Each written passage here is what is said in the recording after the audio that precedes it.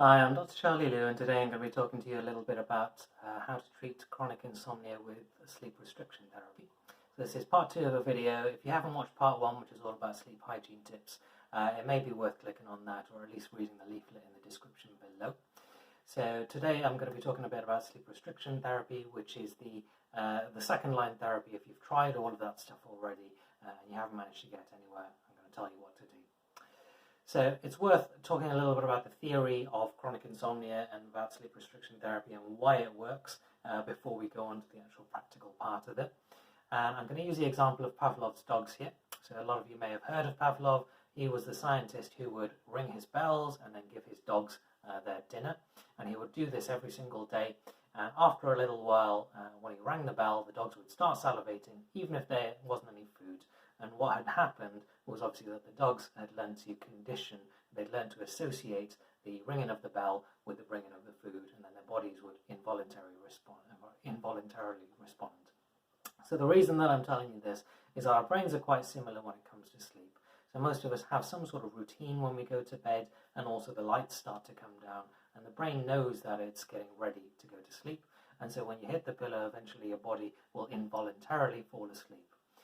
What happens in chronic insomnia is the opposite. For some reason, our brains have formed a dysfunctional association where the cues that should usually send us to sleep are often keeping us awake instead.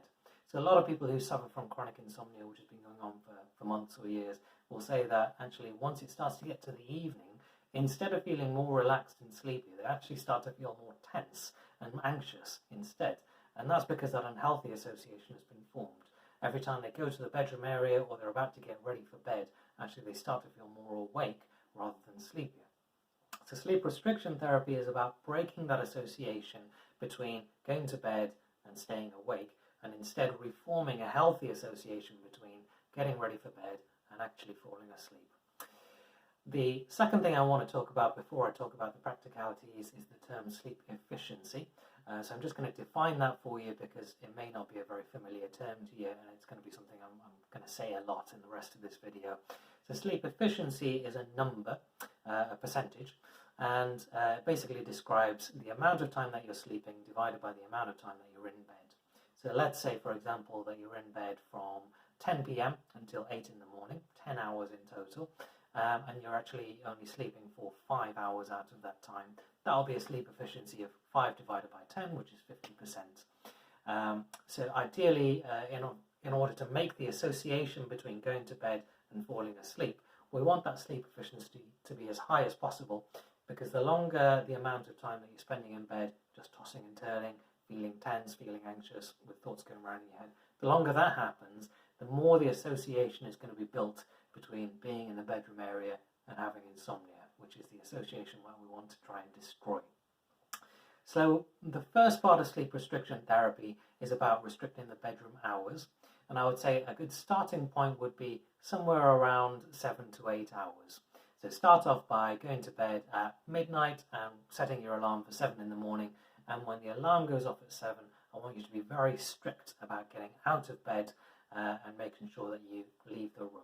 So once the alarm goes off at 7 in the morning, get dressed, leave the bedroom area as quickly as possible. Don't dawdle, don't snooze, just get out. And during the night, if you happen to wake up, let's say you've gone to bed at midnight and then you've had an hour or so of sleep and then you actually wake up again and you're kind of tossing and turning. Don't toss and turn for the rest of the night. If you've been trying to get to sleep for about 10 to 15 minutes, get out of the bed area again. If possible, leave the room and go do something else somewhere else. Try and make it relatively non-stimulating, perhaps listen to some calming music, read a book. If you're going to turn on a light, make sure it's a dim light. And if you're tempted to switch on your phone and see what's happening in the world, try and avoid using any screens, because those blue lights are probably going to wake your brain up and make the problem worse. And in the first couple of days that you do this, unfortunately, it probably is going to be quite a bad night, so you'll probably wake up several times and have to go downstairs several times, and then after half an hour or so of reading a book, go back to bed and try again.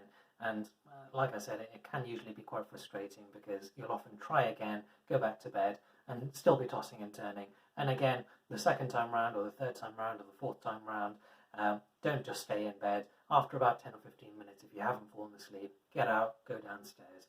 It does get better, but the first couple of nights are often quite horrendous. Now, let's say on the first night you set your alarm for 7 in the morning, and let's say you had a very bad sleep efficiency number. So out of those 7 hours, you're only sleeping for 2 hours, let's say, the entire night. Now, we know that's quite a low sleep efficiency.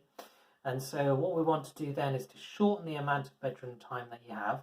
And the next day, on night 2, you want to set the alarm 15 minutes earlier. So set it for 6:45 so that you're only in bed for 6 hours, 45 minutes in total. And same drill again, go to bed. If you happen to wake up and you're tossing and turning, give it about 10 minutes to try to go to sleep. And if you don't manage, again, get up, do something non-stimulating for about half an hour, and then try again, go back to bed. Now this first part of the sleep restriction therapy is the hardest, and this is the part that people usually fail at, because often by 6:45 in the morning when the alarm goes off, it's often quite difficult to drag yourself out of bed at this point because you're very tired. But if you do manage to stick with it, the next part of the sleep restriction therapy starts to get a bit easier. So let's say it's been going on for about 4 or 5 days now. Hopefully at this point, your brain should be very tired. And when you go to sleep on day 6, for example, hopefully what happens is when you hit the pillow, your brain is so tired that it actually sleeps for quite a long period of time, 3 or 4 hours, let's say. And you might only wake once in the night and have to leave the room, do something relatively non-stimulating and then go back to bed. So your sleep efficiency is now much, much higher than it was right at the beginning. And if your sleep efficiency manages to hit 80%, I want you to stick with that number for a few days. So instead of reducing the amount of bedroom time by 15 minutes every day again, if you've managed to hit a sleep efficiency of 80%, stick with it. Stick with the same time. And if you've managed for 3 days, then actually start increasing the amount of time that you're in bed. Now, when you increase the amount of time that you're in bed, there's the chance that your sleep efficiency might dip again. And if that happens, I want you to start shortening the bedroom time. But hopefully what will happen is your brain will have started to reform that association between going to bed and having good, healthy sleep instead of lying awake all night. And once that association is formed, hopefully it becomes a kind of positive feedback where it keeps on happening. And then you can gradually lengthen the amount of bedroom time back to somewhere close to 8 hours, which is a healthy amount of sleep. And if you manage to do this for a decent period of time, hopefully that will get you back into a healthy rhythm. Sometimes you have relapses and you need to start doing the sleep restriction again, reducing the amount of time by 15 minutes again. But hopefully that's a good way of getting back to something that's relatively normal. So I'll give a little bit of information about sleep restriction therapy in the link below. So you have some notes about how to do it and a template for a diary about how to do it. If you're still a little bit confused, do come and talk to your GP and get a bit of specialist advice. All right. I hope that's been helpful and good luck.